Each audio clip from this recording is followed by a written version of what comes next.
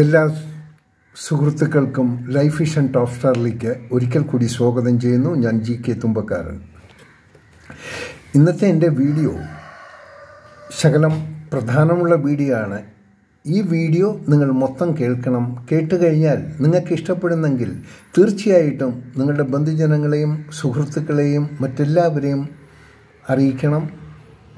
ആരെങ്കിലും ഈ വീഡിയോയിൽ കൂടി എന്തെങ്കിലും അവരുടെ ഭക്ഷണ ക്രമീകരണത്തോട് മാറ്റം വരുത്തിയാൽ അവർ ഈ ലോകത്തോടും അവരുടെ വീട്ടുകാരോടും അവരുടെ സുഹൃത്തുക്കളോടും ഈ സമൂഹത്തോടും ചെയ്യുന്ന വലിയൊരു ഗുണമായിരിക്കും.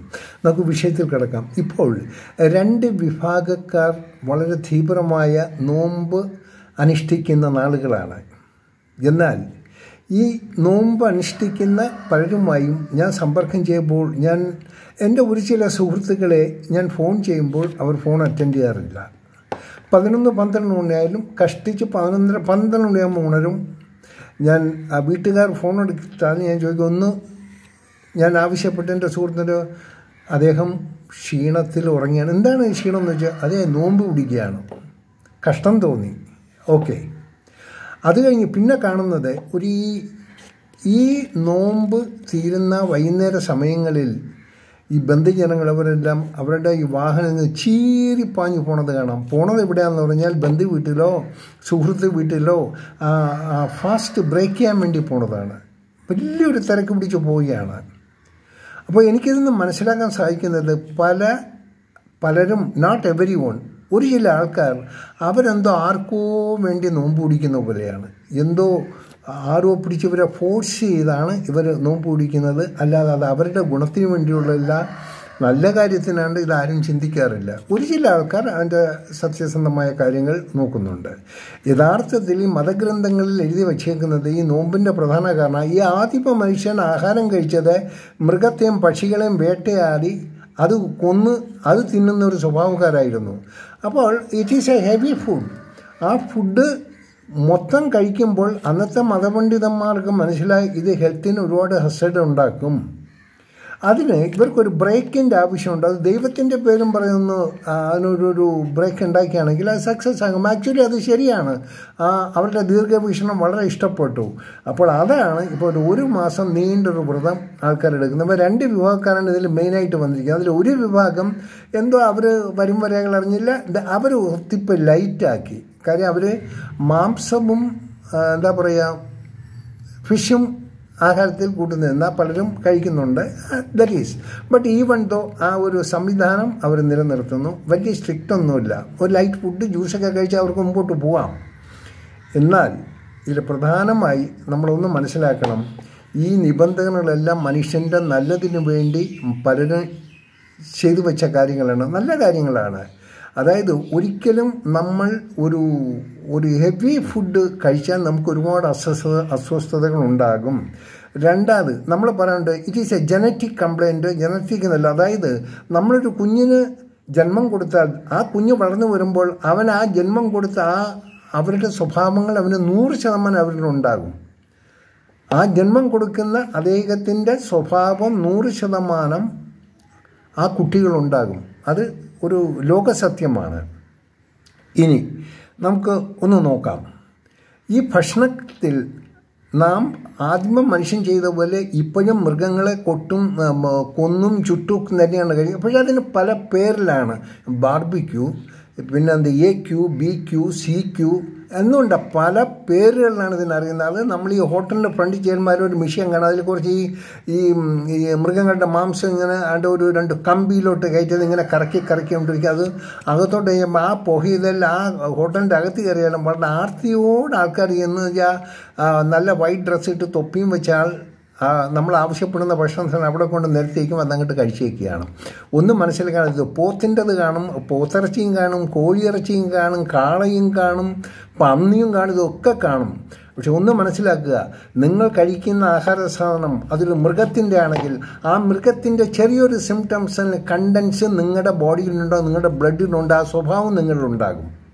അതിന് വലിയൊരു ഉദാഹരണമാണ് ഇങ്ങനെയുള്ള ഹെവി ഫുഡ്. ഈ മൃഗങ്ങൾ കൂടുതൽ കഴിക്കുന്ന വ്യക്തി ഏതാണ്ട് ഈ ലോകത്തിൻ്റെ 2 വിഭാഗമുണ്ട്. അവർ തമ്മിൽ എപ്പോഴും തല്ലിക്കൊണ്ടേയിരിക്കും.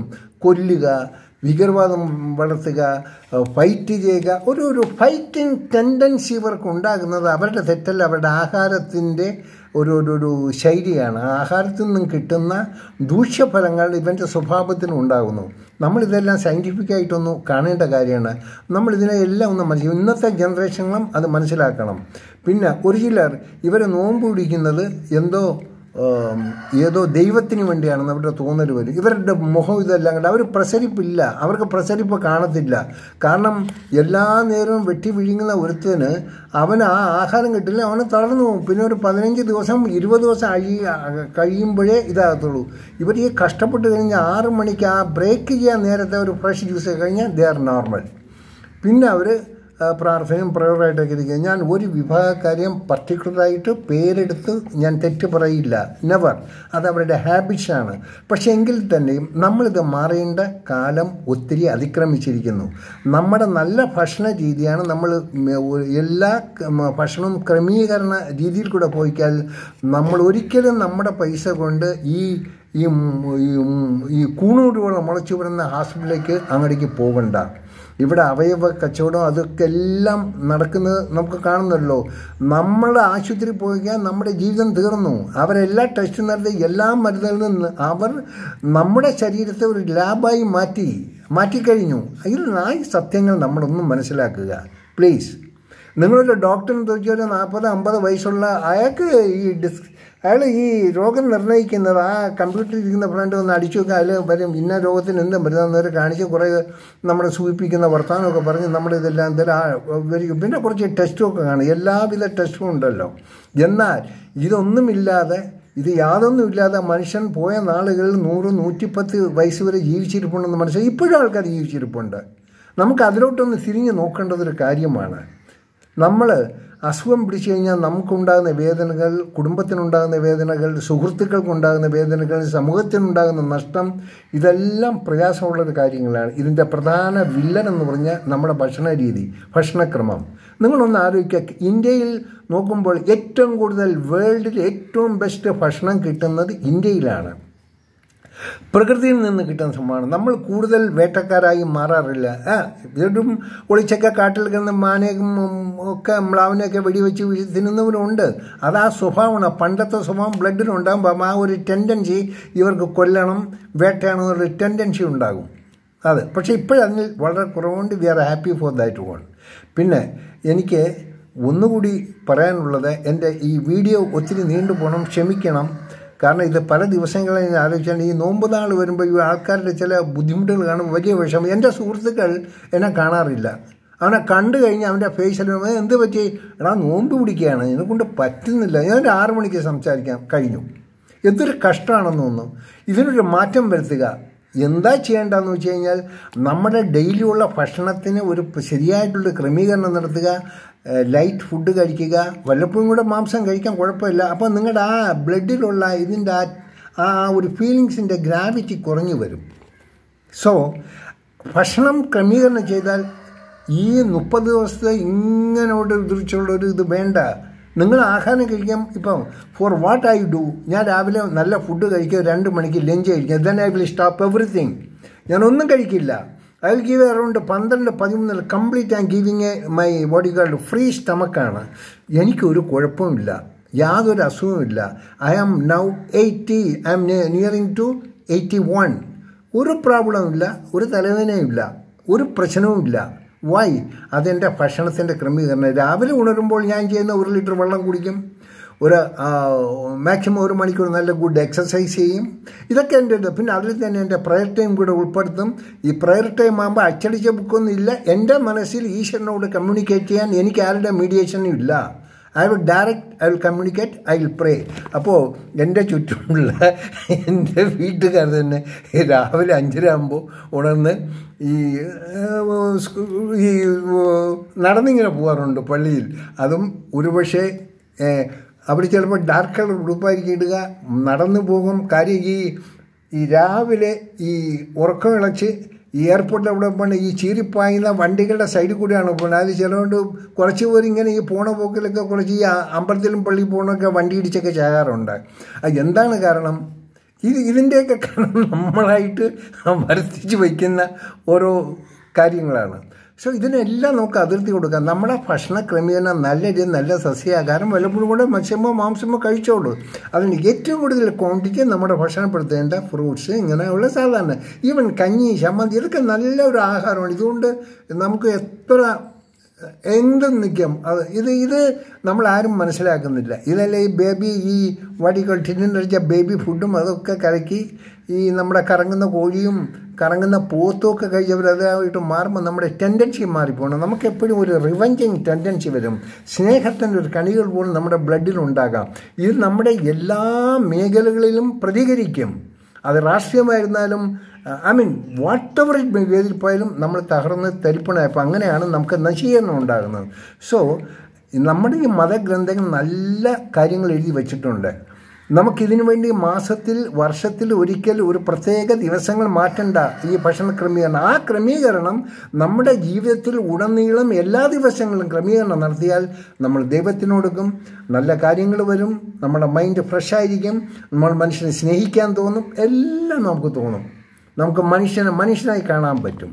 അതല്ലെങ്കിൽ നമ്മൾ ഈ നോമ്പ് നാളിൽ ഈ പട്ടിണിയും കിടന്ന് ക്ഷീണമായിട്ട് വീട്ടിൽ ഉറങ്ങുകയും ആ പ്രാർത്ഥന സമയത്ത് മാത്രം ഉണരുകയും ചെയ്യുന്നത്. അല്ല, ഒരു 6 മണി കഴിഞ്ഞാൽ ഫ്രഷാകുന്ന സ്വഭാവം കാണുന്നത്. ഇത് 6 മണി കഴിഞ്ഞാൽ ഫ്രഷായി പിന്നെ അതിങ്ങനെ നാളുകൾ പോയി രാത്രിയും പകലും കാണില്ല. പിന്നെ അവരെന്തെങ്കിലും ഉറക്കത്തിലോട്ടങ്ങ് പോയി. അങ്ങനെ ഓരോ മിനിറ്റും മനുഷ്യന് വളരെ വിലപ്പെട്ടതാണ്. ഓരോ ദിവസവും മനുഷ്യന് വളരെ വിലപ്പെട്ടതാണ്. ഓരോ ജീവിതവും മനുഷ്യന് വളരെ വിലപ്പെട്ടതാണ്. അതിനെ ആ രീതിയിൽ നാം കാണുക. നമ്മുടെ ആഹാര രീതി ഏറ്റവും കൂടുതൽ നല്ല രീതി സ്ഥിരമാക്കുക. നല്ല രീതി നമ്മൾ ആരോഗ്യമുള്ള മനുഷ്യരാണ്. നമുക്ക് സംയുതമുള്ള മനുഷ്യരാണ്. ഇപ്പോൾ നമുക്ക് ഫൈറ്റിംഗ് ടെൻഡൻസി വരില്ല. നമുക്ക് ആരെയും കൊല്ലാൻ തോന്നുന്നില്ല. ആരെയും തകർക്കാൻ തോന്നുന്നില്ല. ആരുടെയും ജീവൻ നമ്മൾ അപഹരിക്കാൻ തോന്നിയില്ല. നമുക്ക് ഒരു കള്ളക്കടത്തും ചെയ്യാൻ തോന്നില്ല.